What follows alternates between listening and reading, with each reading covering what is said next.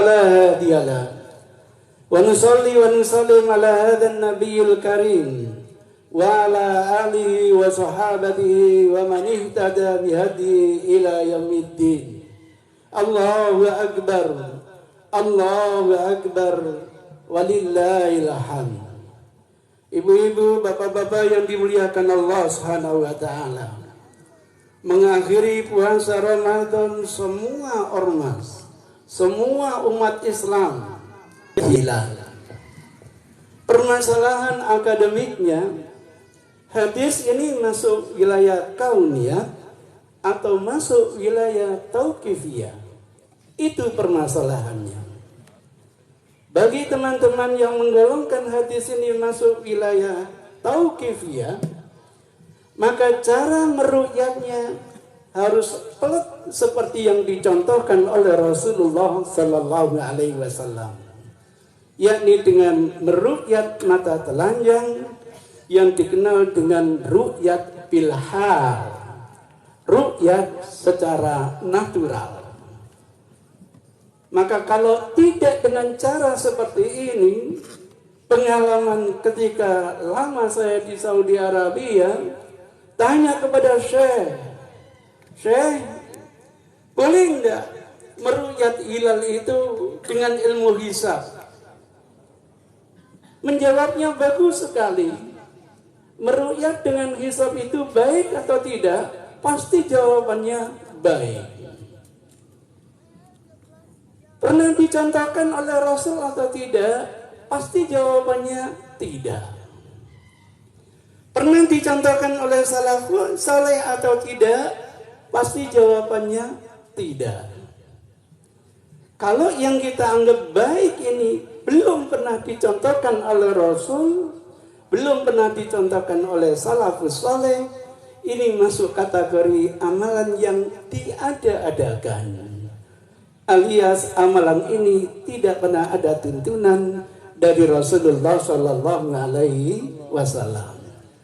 Maka kita memahami kenapa kesimpulannya seperti itu, karena memahami hadis ini masuk wilayah tauqifiyah yang tidak boleh ada rekayasa, tidak boleh ada inovasi, dan tidak boleh ada kreasi. Kayak orang melaksanakan sholat, sallu kama ra'aitumuni usolli.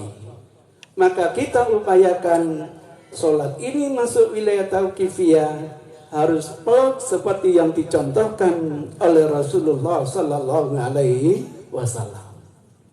Hal ini akan berbeda ketika memahami hadis ini bukan masalah tauqifiyah, ini masalah kauniyah. Kalau ini masalah kauniyah, ada payung hukum dari Rasulullah Sallallahu Alaihi Wasallam, antum a'lamu bi umuri dunyakum. Ke depan kalian harus lebih cerdas, harus lebih pandai, harus lebih mengerti bagaimana cara meruqyah hilal yang lebih efektif. Maka jangan kaget, ibu-ibu, bapak-bapak, alhamdulillah ditemukan yang namanya teknologi.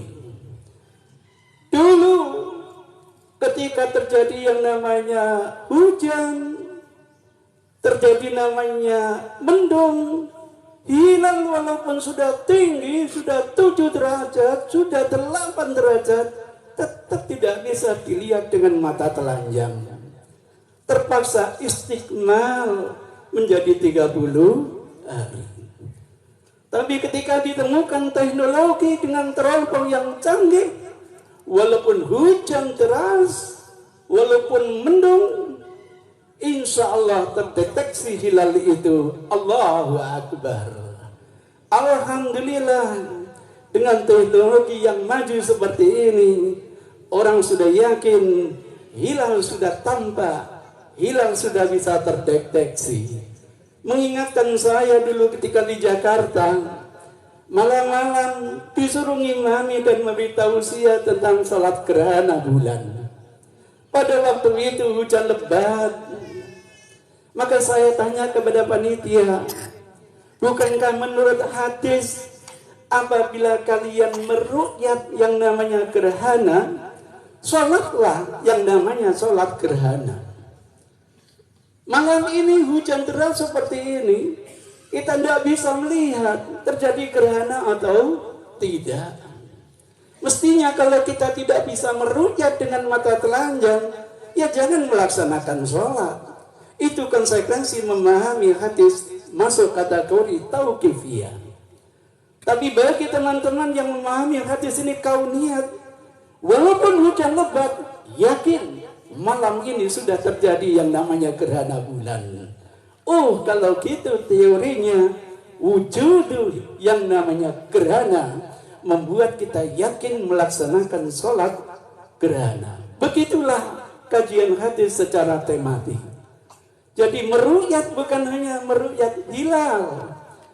Di dalam banyak hadis, mohon maaf kepada juru azan sholat subuh. Jangan coba-coba mengumandangkan azan kalau kalian belum meruqyat namanya fajar. Fajar itu pun dibagi dua oleh Rasul. Ada fajar shadiq, ada fajar kadhib. Pesan Rasulullah sallallahu alaihi wasallam, kalau muncul yang namanya fajar kadhib, silahkan makan, silahkan minum. Belum waktunya, nggak boleh sholat namanya sholat subuh karena belum manjing.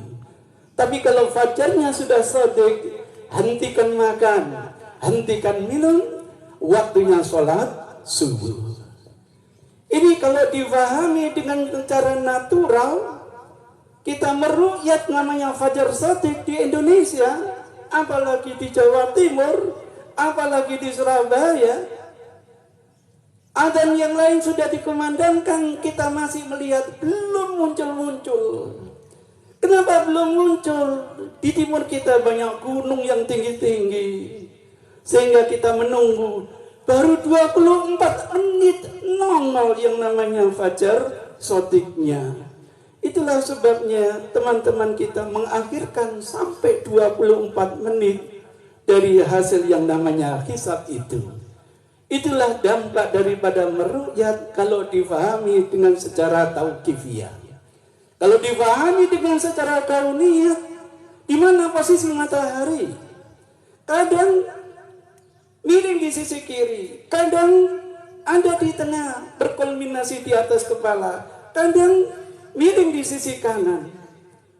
Kata kuncinya, makin menjauh posisi matahari, makin kecil durasinya yang namanya antara adzan dengan tulu' yang namanya terbitnya matahari. Kadang-kadang sampai 20 menit, kadang-kadang hanya 16,5 menit, kadang-kadang 17 menit, bergantung dengan posisi matahari di mana dia terbit dari arah timur. Allahu Akbar, Allahu Akbar, walillahil hamd.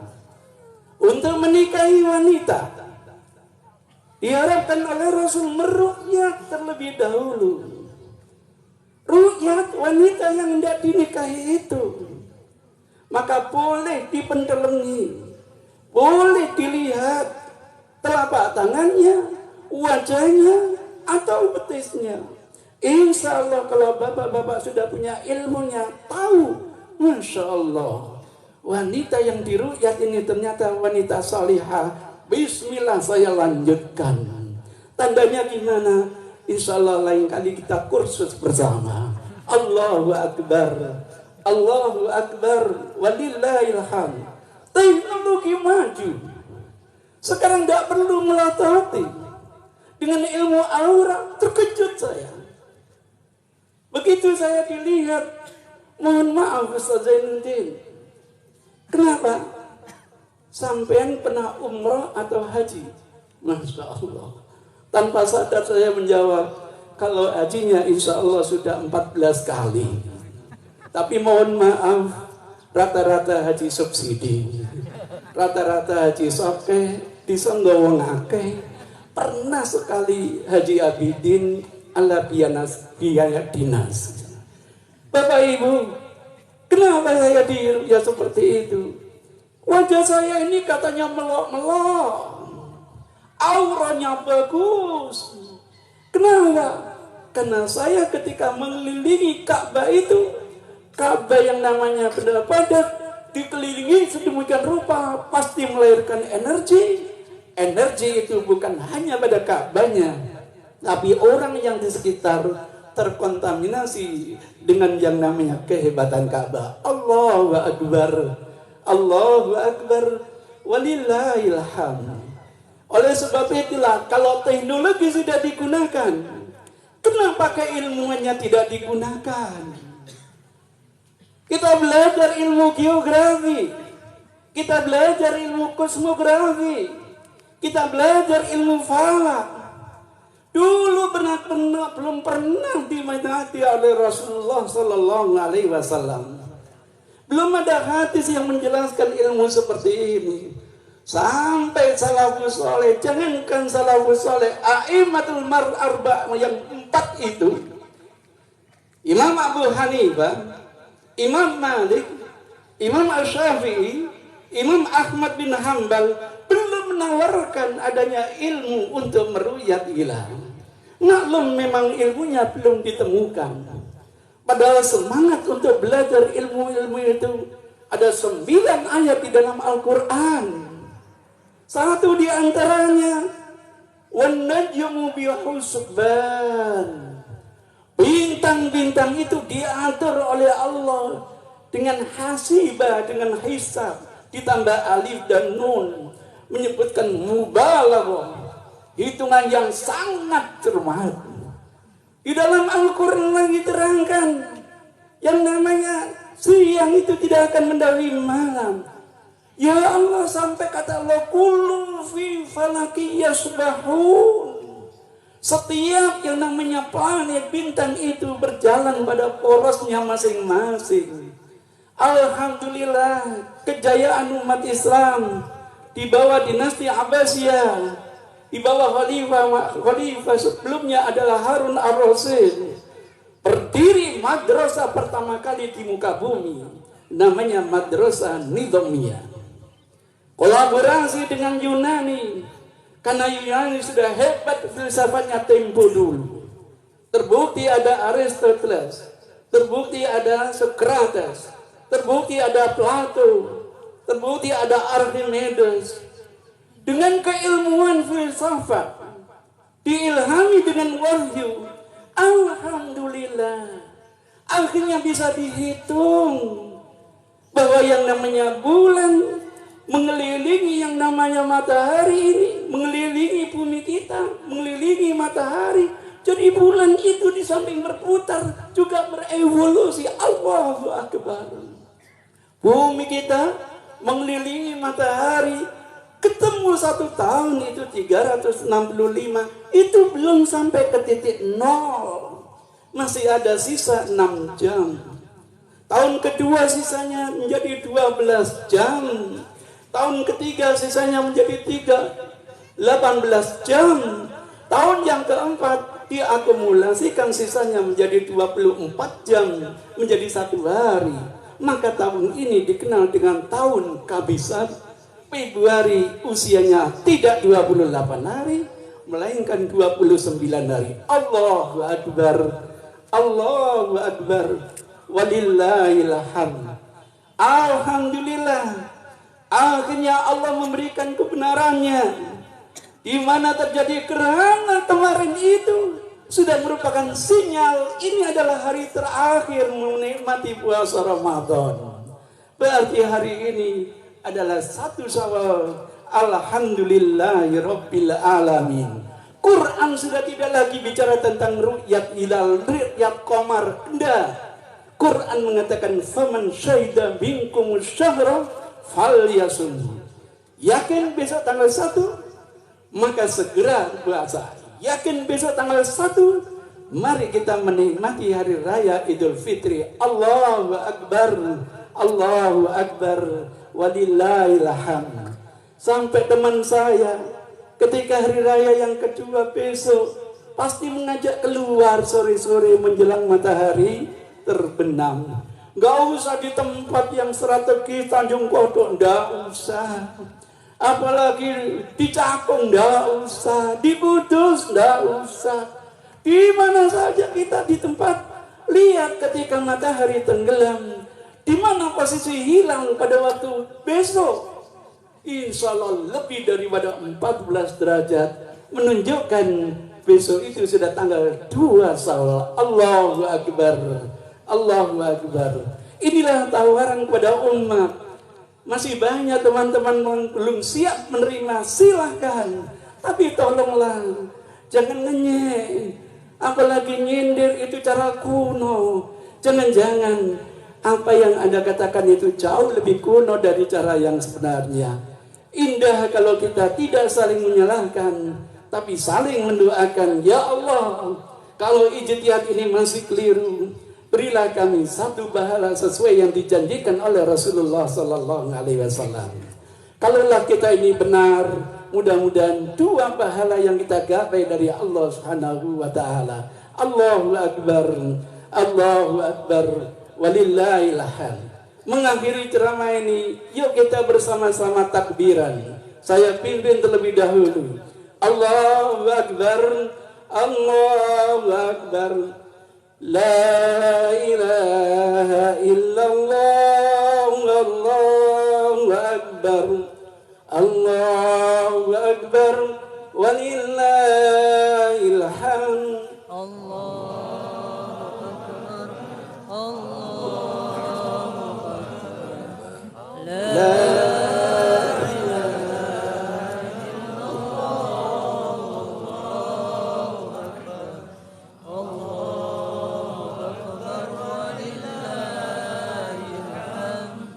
Allahu Akbar, Allahu Akbar, la ilaha illallah, Allahu Akbar, Allahu Akbar, walillahil hamd.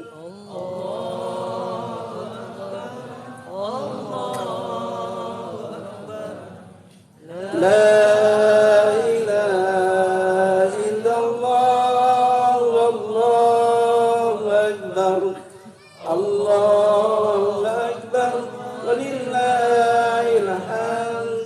kurang lebih mohon maaf. Billahi hidayah wa taufik. Assalamualaikum warahmatullahi wabarakatuh. Waalaikumsalam warahmatullahi wabarakatuh.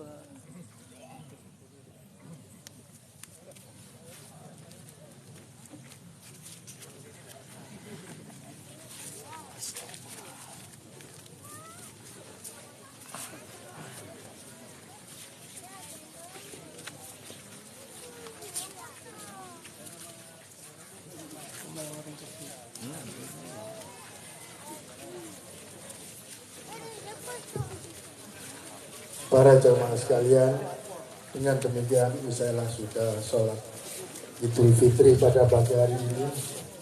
Kemudian bagi para bapak ibu yang membawa koran, tolong dilipat dibawa pulang ke masing-masing rumah, ya, atau dipikirkan biar tetap terjaga kebersihannya.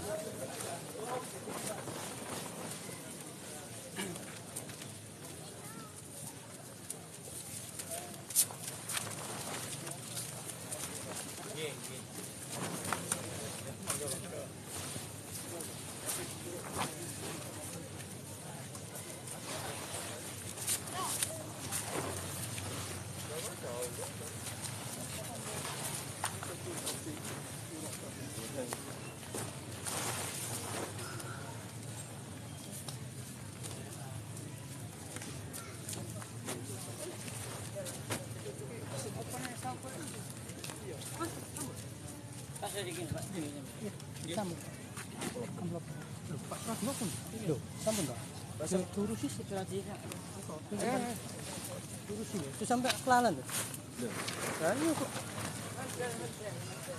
Mana?